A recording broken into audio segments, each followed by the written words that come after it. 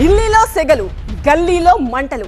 పార్లమెంట్లో 131వ రాజ్యాంగ సవరణ బిల్లు వీగిపోవడంతోనే రాజకీయ రగడ మొదలైంది. ఢిల్లీ నుంచి గల్లీ వరకు ఈ అంశంపై అధికార విపక్షాల మధ్య మాటల యుద్ధం కొనసాగుతోంది. ఈ పాపం వారిదే అంటూ ఒకరు, దేశానికి పెద్ద ముప్పు తప్పింది అంటూ మరొకరు తమ వాదనను బలంగా వినిపించే ప్రయత్నం చేస్తున్నారు. పార్లమెంటులో 131వ రాజ్యాంగ సవరణ బిల్లు వీగిపోవడంతో రాజకీయ రణం మొదలైంది. ఈ బిల్లు ఆమోదం పొందకపోవడానికి కారణం విపక్షమే అంటూ అధికార పక్షం, అసలు మహిళా బిల్లును అమలు చేసే చిత్తశుద్ధి అధికార పక్షానికి లేదంటూ విపక్షాలు పరస్పరం విమర్శలు గుప్పించుకోవడం మొదలుపెట్టాయి. కాంగ్రెస్ పార్టీ నేతలది బానిసల మనస్తత్వమని ఆరోపించారు తెలంగాణ బీజేపీ చీఫ్ రామచందర్రావు. గాంధీ కుటుంబంలోని మహిళలు తప్ప వేరే వాళ్లు రాజకీయాల్లోకి రాకుండా కుట్రలు చేస్తున్నారని ఆరోపించారు. గతంలో ఈ బిల్లుకు మద్దతు ఇచ్చామంటున్న కాంగ్రెస్ ఇప్పుడెందుకు బిల్లును వ్యతిరేకిస్తోందని ప్రశ్నించారు. వేరే మహిళలు రావద్దు రాజకీయాలు అని చెప్పి ఇందిరాగాంధీ ఫ్యామిలీ చెప్తే, సోనియా గాంధీ గారి ఫ్యామిలీ చెప్తే, జవహర్లాల్ నెహ్రూకి సంబంధించిన వీళ్ళ వారసులు చెప్తే, వీళ్ళు దానికి కొమ్ము గారుస్తూ ఈరోజు వాళ్ళ మాట విని మహిళలకు అన్యాయం చేసినట్టు పరిస్థితులను చూస్తూ ఉన్నాం. ఏ రకంగా ఈరోజు 23లో వాళ్ళు సపోర్ట్ చేసి ఇప్పుడు ఎందుకు వ్యతిరేకిస్తున్నారు? వీళ్ళు మహిళా వ్యతిరేకులు, మహిళలు రాజకీయాలు రావద్దని వీళ్ళకు ఉన్నది. కాబట్టి ఇది మహిళల ఒక సంబంధించినటువంటి ఒక ఓటమిని వాళ్ళు చేయించింది అంటే కాంగ్రెస్ పార్టీ, ఇండియా అలయన్స్ ఇద్దరు కూడా. డీలిమిటేషన్ కు మహిళా బిల్లును ఎందుకు లింక్ పెట్టారని ప్రశ్నించారు మాజీ మంత్రి హరీష్ రావు. మహిళా రిజర్వేషన్ పై బీజేపీకి చిత్తశుద్ధి లేదన్నారు. రేవంత్ విధానం హైబ్రిడ్ కాదని, ఆయనది క్రాస్ బ్రీడ్ విధానమని అన్నారు.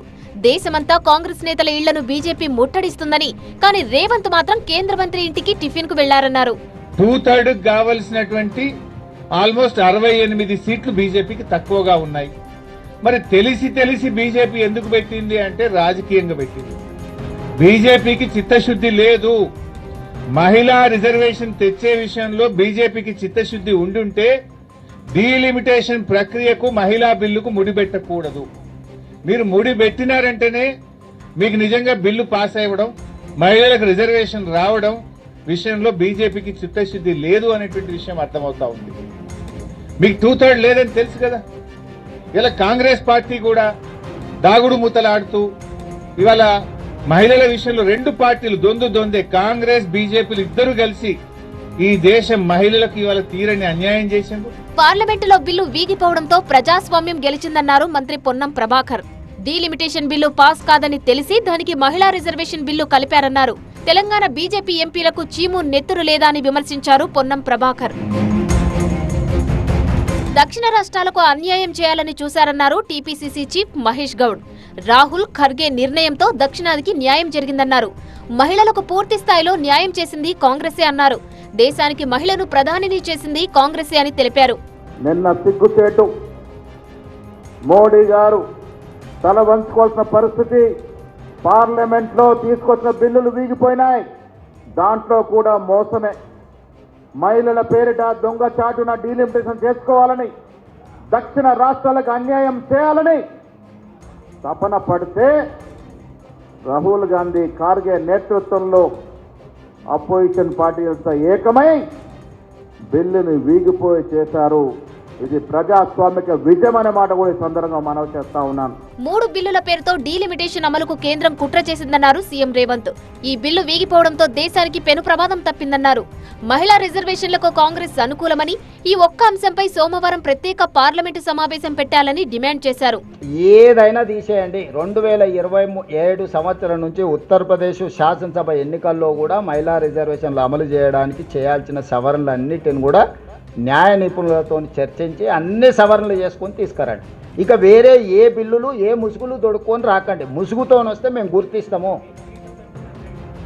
ఇప్పుడు ఆయన ఎన్నుకున్న విధానాన్ని వ్యతిరేకిస్తున్నాం. సీట్ల పెంపు అనేది అంశమే కాదు, సీట్ల పెంపులో ఆయన ఎన్నుకున్న విధానాన్ని సంపూర్ణంగా వ్యతిరేకిస్తున్నాం. ఇది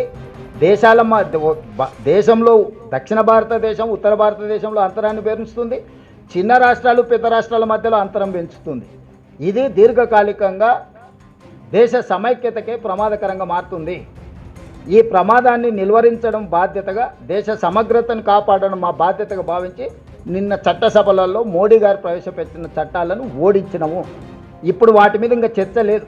అయితే మహిళలు దక్షిణాదికి మేలు చేసే బిల్లును అడ్డుకుని కాంగ్రెస్ విపక్షాలు తప్పు చేశాయన్నారు కేంద్ర మంత్రి కిషన్ రెడ్డి. వరుసగా ఎన్నికల్లో ఓడిపోతున్నామనే నిస్పృహ కాంగ్రెస్ లో కనిపిస్తోందని ఆరోపించారు. మహిళలకు ఆ పార్టీ మరోసారి అన్యాయం చేసిందన్నారు. దక్షిణాది ప్రజలకు, మహిళలకు కాంగ్రెస్ పార్టీ నాయకులు క్షమాపణ చెప్పాల్సినటువంటి అవసరం ఉంది. రాజకీయపరమైనటువంటి ద్వేషంతో దక్షిణాది ప్రజలకు నష్టం చేశారు నిన్నటి బిల్లులను అడ్డుకోవడం ద్వారానే మనం చేస్తా ఉన్నాం. ముఖ్యంగా రేవంత్ రెడ్డి, కేసీఆర్ తెలంగాణకు జరిగేటువంటి లాభాన్ని, సీట్ల పెంపకాన్ని కూడా వాళ్ళు కూడా అడ్డుకున్నారు. మరోవైపు పార్లమెంటులో 131వ రాజ్యాంగ సవరణ బిల్లు వీగిపోవడంపై ఎన్డీఏ భాగస్వామ్య పక్షాలు ఆందోళనకు దిగాయి. నిడదవోలులో జరిగిన ర్యాలీలో ఏపీ సీఎం చంద్రబాబు పాల్గొన్నారు. మహిళా రిజర్వేషన్ కలను ప్రతిపక్షాలు చెరిపేశాయని చంద్రబాబు ఆరోపించారు. బిల్లును అడ్డుకున్న ప్రతిపక్షాలు మహిళా ద్రోహులన్నారు. ఆడబిడ్డల ఎదుగుదలను చూడలేకే బిల్లును అడ్డుకున్నారన్నారు. ఒకప్పుడు కాంగ్రెస్ పార్టీ ఉన్నప్పుడు కనీసం అసెంబ్లీలో బిల్లు పెట్టలేకపోయారు. అలాంటిది 2023లో బిల్లు ప్రవేశపెట్టారు. కానీ సెన్సస్ చేసిన తర్వాత మళ్లీ దీన్ని అమలు చేయాలని చెప్పి నిబంధన పెట్టారు. కానీ 29కి మహిళలకు రిజర్వేషన్లు చేయాలనే ఆలోచనతో ప్రధానమంత్రి గారు ముందుకొచ్చి ఈరోజు సవరణ బిల్లు తీసుకొచ్చారు.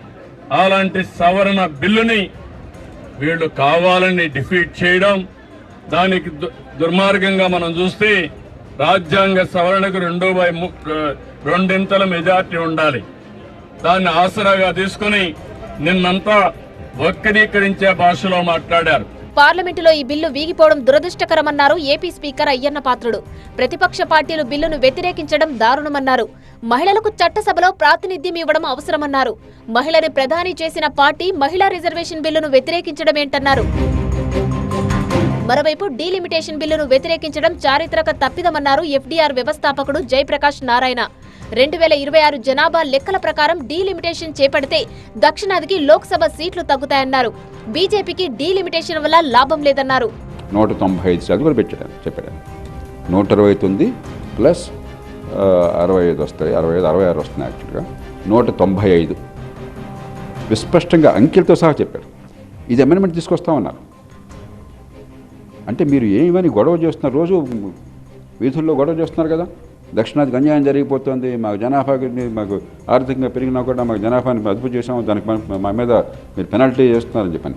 అదేమీ లేకుండా మీకు జనాభాతో సంబంధం లేకుండా గతంలో ఉన్న సీట్ల శాతం మీకు ఉండేట్టుగా మేము స్పష్టంగా చేస్తామని అధికారికంగా 2 సార్లు ప్రకటించి, అంకెలతో సహా ప్రకటించి అమెండ్మెంట్ తీసుకొస్తామని నా దగ్గర ఉంది, 1 గంట టైం ఇస్తే మీరు సిద్ధంగా ఉంటే అని చెప్పంటే మాకొద్దు అని చెప్పి తిరస్కరించడం ఇది చాలా విచిత్రం. ఢిల్లీలో బిల్లు వీగిపోవడంతోనే గల్లీలో అధికార విపక్షాల మధ్య మాటల యుద్ధం పీక్స్ కు చేరింది. మహిళా రిజర్వేషన్లు ఆగడానికి కారణం మీరంటూ ఇరుపక్షాలు ఒకరిపై ఒకరు దుమ్మెత్తి పోసుకుంటున్నాయి. దీంతో ఈ అంశంపై పొలిటికల్ వార్ ఇప్పుడిప్పుడే ముగిసేలా కనిపించడం లేదని చర్చ జరుగుతోంది.